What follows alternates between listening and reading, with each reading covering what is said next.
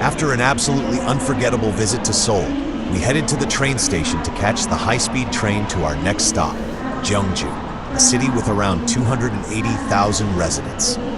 Seoul Station is a modern hub, the starting point for numerous KTX trains that cut across the Korean peninsula at impressive speeds. With our bags packed and our energy restored thanks to bulgogi and kimchi, we boarded the train and began our journey to Gyeongju.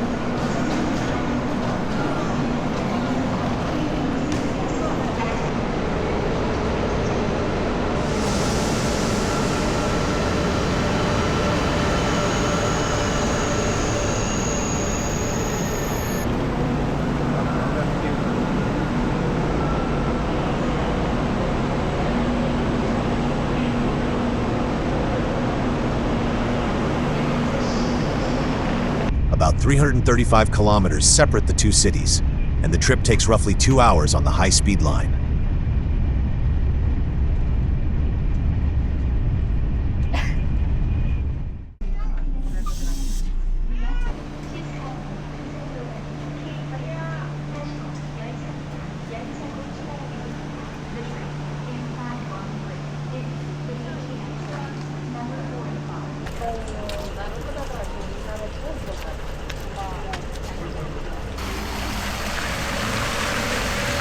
Before checking in at the hotel, our first delicious stop was at Hanwori Garden, where the meal quickly erased any trace of travel fatigue. On the table awaited japchae, translucent sweet potato noodles, lightly stir-fried; kimchi, spicy fermented cabbage, a Korean classic; namul, marinated vegetables in sesame oil, their delicate flavor complementing the rest; crispy, savory Korean pancakes; jeonjim, a steaming, fluffy, and comforting egg dish; galbitang, a rich, hearty beef short rib soup, perfect after a long day of travel; banchan, small side dishes like soy-braised zucchini, roasted seaweed, and slices of pickled radish; steamed white rice, served with dipping sauces, soy sauce and fermented soybean paste for the grilled meat; taeokgalbi, thick, marinated beef patties grilled to perfection, the absolute highlight of the meal. We enjoyed every bite, with the excitement of travelers who have just arrived and can already feel that something wonderful is about to begin. After the feast at Hanwori Garden, we arrived at the hotel and enjoyed a few hours of well-deserved rest. The next day, our adventure continued, this time into the realm of peace and spirituality.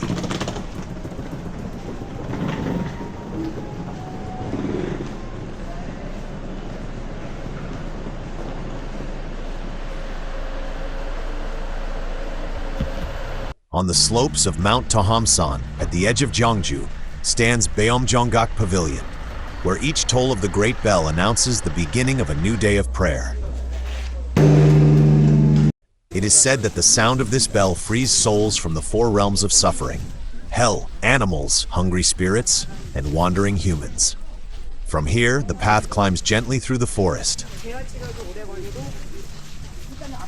Among the green leaves and mountain stone appears one of Korea's greatest treasures, Seokguram Grotto.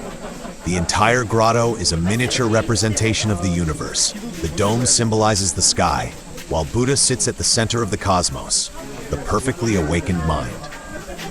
His gaze is fixed on the sunrise over the Sea of Japan, and every morning the first rays of light touch his face, a symbol of enlightenment spreading over the world. Unfortunately, filming and photography inside the grotto are strictly forbidden, but perhaps that's what keeps its mystery alive. In the silence of Seokguram, Buddha's image cannot be captured on camera. It remains instead in your memory, where true contemplation begins.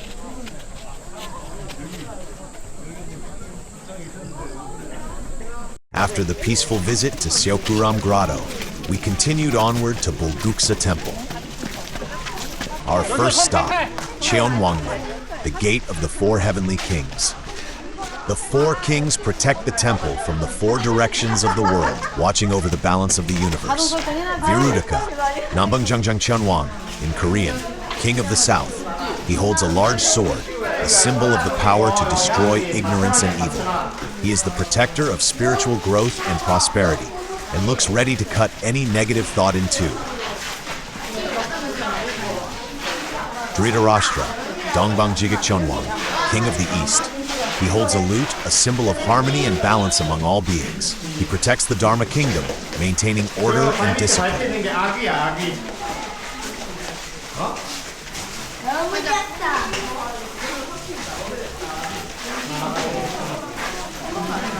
Vaishravana, Bukbang Daman Cheonwang, King of the North. He holds a spear or treasure pagoda, symbolizing wealth and faith. His golden armor and commanding posture make him seem like the general of universal peace.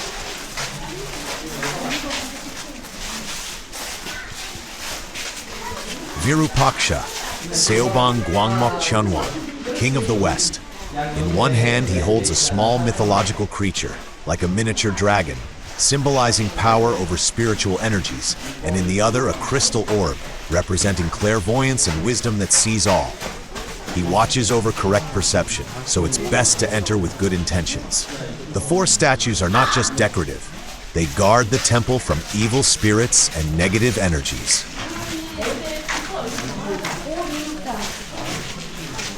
Passing through the gate is a small ritual.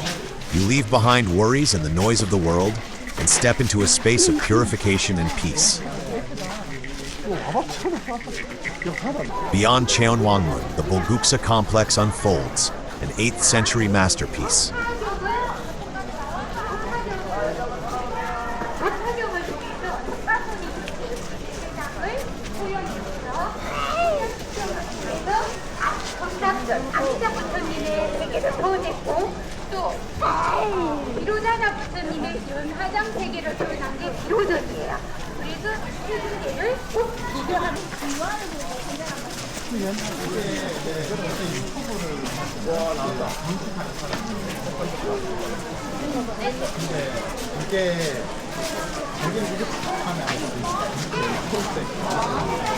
Stone pagodas, elegant bridges, and temples painted in vivid colors seem lifted straight from a Zen story.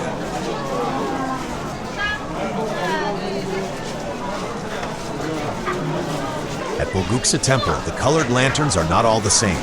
Some are small, shaped like lotus flowers. These lotus lanterns are personal prayers, each lit for a loved one, for health, peace, or luck. Beneath each, a small card bears a name, a wish, or a prayer, a thought sent to Buddha for yourself or someone else. During the day, the lanterns hang silently, coloring the temple air, while the prayers written below continue to burn quietly.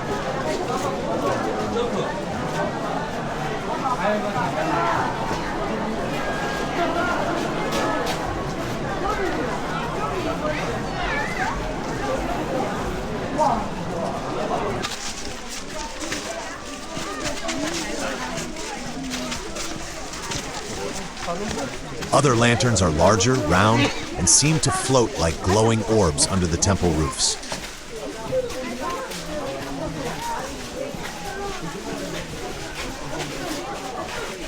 They carry the prayers of everyone, symbolizing light spilling over the entire world. They are lit only at special moments, during ceremonies, evening prayers, or on the great celebration of Buddha's birthday, when thousands of lights rise above Korea's temples. Then Bulguksa becomes a sky of wishes, where every flame, small or large, adds a touch of peace and light to the world.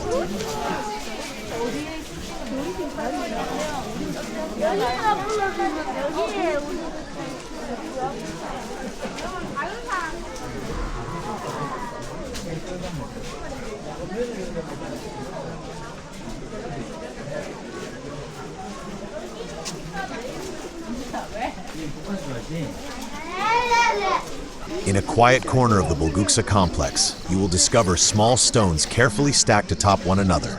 Each stone carries a silent prayer, a thought for health, luck, or peace. Some piles seem fragile, others rise with determination, and together they form a mosaic of intentions, a visible sign of hope and faith.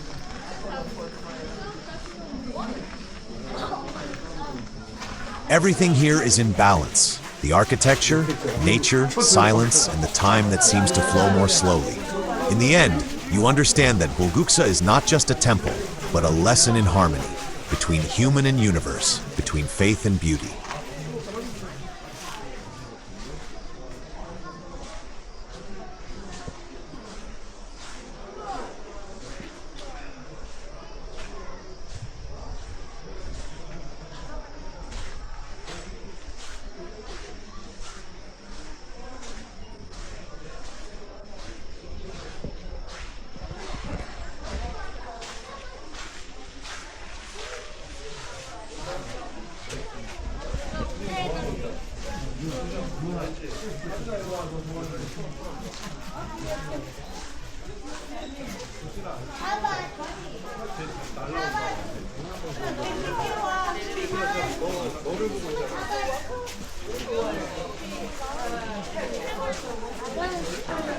After strolling through the quiet courtyards of Bulguksa Temple, where time seemed to breathe more slowly, I descended into the city for one last stop in Gyeongju, Cheomseongdae Observatory.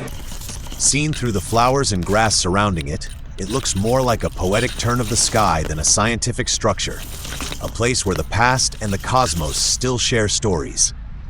Built in the 7th century, it is considered the oldest astronomical observatory in East Asia. Its beauty lies in its simplicity, a cylindrical shape made of 362 granite blocks, one for each day of the lunar year. After a few photos and moments of silence, I continued on my way. Next destination, Busan, a city where the sea, the noise, and life itself pulse to a completely different rhythm, a sign that the journey goes on.